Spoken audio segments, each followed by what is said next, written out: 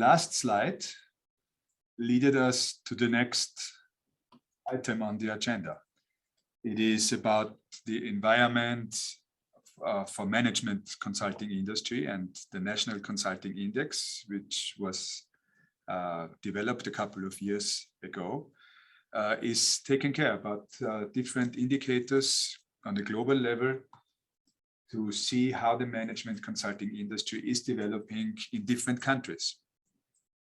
And last year we had a presentation of the last year report.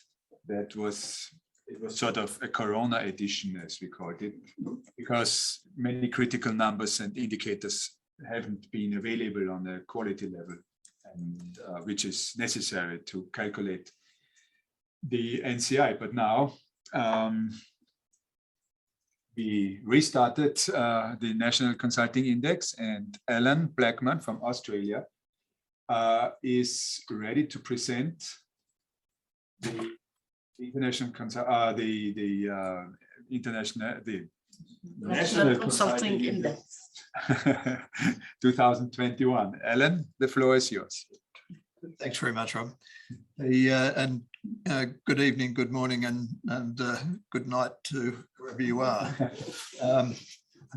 From everywhere. This is a terrific opportunity to talk about a research project that's been going on now for a number of years, and this is the latest update of that. A little slow on what on the uptake that we had. This is a team that's headed by Professor Simon Haslam from the UK, who's been developing a research model to enable the calculation of the management consulting sector in industries in countries around the world. The National Consulting Index itself is a means of determining the strength of the national management consulting sector relative to other countries, so to enable just a comparison between countries. The aims of the NCI are to develop a tool to determine the potential market size for management consulting services in member countries. This is seen as being a very valuable tool for IMC members going forward. It's also to provide member IMCs with a tool that allows each one to promote the profession to governments and to other stakeholders, really that reinforces the importance of the sector into national economies. This particular project, the 2022 revision, is to update earlier attempts to identify the size of the management consulting sector in each country for which data are available, and data are not available for all countries, taking into account market conditions in the COVID era. It's also to refine and strengthen the computational model for estimating an NCI.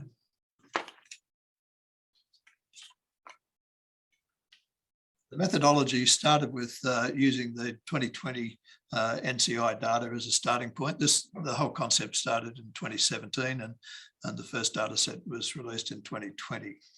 So that was used as the starting point. MCS data was then collected from Source Global Research for 14 countries. Countries were chosen for their diversity of size, geography, and culture. Data were then adjusted statistically to account for the long tail of smaller consulting firms and projects, and Source estimated that this was 75 to 80% of the profession.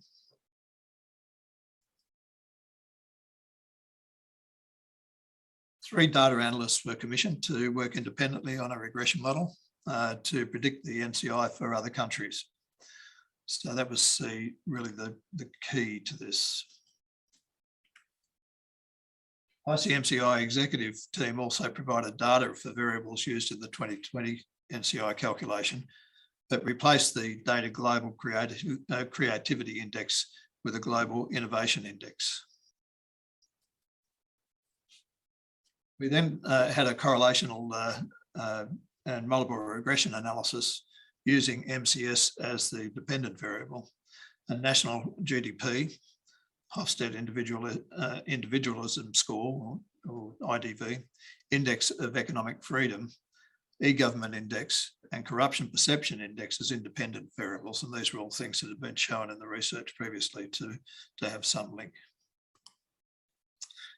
This is very quickly just a heat map of the correlation matrix that was developed. If you look along the top line, for those of you with a statistical bent, there are three there that are weakly to moderately correlated, and one that is dominant in its correlation, and that's GDP, which is hardly surprising.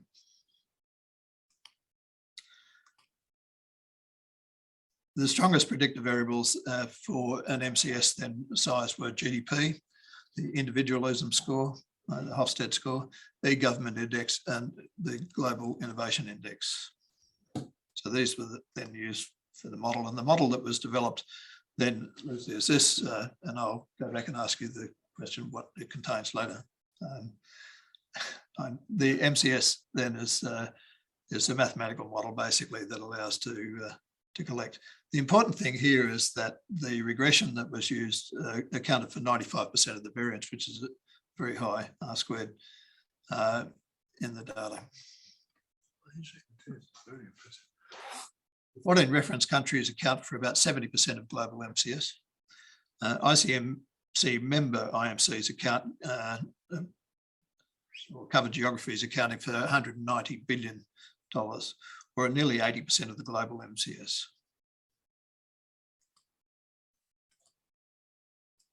There are some cautions associated with the research, as there is for just about any research. Complete data sets for all variables are not available separately for some jurisdictions. And there are a number of reasons for that. The size of the jurisdiction is one, some political implications for others, but it's not available for every individual area. Another is that the small number of countries used in the regression, that is 14, means that the results of the regression should be treated with some caution at this point. Members too may have access to different data that are provided via the NCI.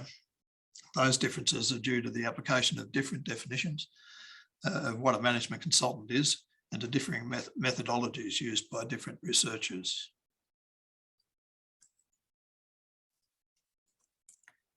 Future research.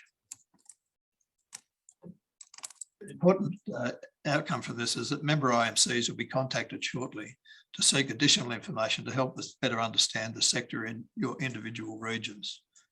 As I mentioned earlier, that some individual IMCs will have different data to that produced by the NCI, and we need to get some understanding of what those differences are and what the differences in methodology might have been, so that we can quantify those. Statisticians Tabachnik and Fidel suggested that a minimum sample of 25 is necessary for a robust regression. If possible, then future research should seek source data for that minimum number of countries to strengthen the regression model. Clearly, there are financial implications of doing that. That will be something that the ICMCI board will consider in due course. Researchers have already indicated to quantify the discrepancies in sector size between NCI and other researchers is needed to ensure member confidence in NCI project results. We're very confident that the model is sound, but that needs to be validated on an ongoing basis. And your response to the survey that comes out from ICMCI will be very helpful in helping us to determine that. We're also continuing research to identify other predictive variables, especially in smaller and non-ICMCI member markets, to establish a global picture of MCS. Things like, for example, business confidence is one of the things that's been indicated as being closely aligned to the size of the industry, and capital expenditure by government and private sector. The references used for this particular research or report as follows. Simon Haslam features, of course, and earlier paper in 2020 was really ICMCI's first publication of this model, and I encourage you to read that.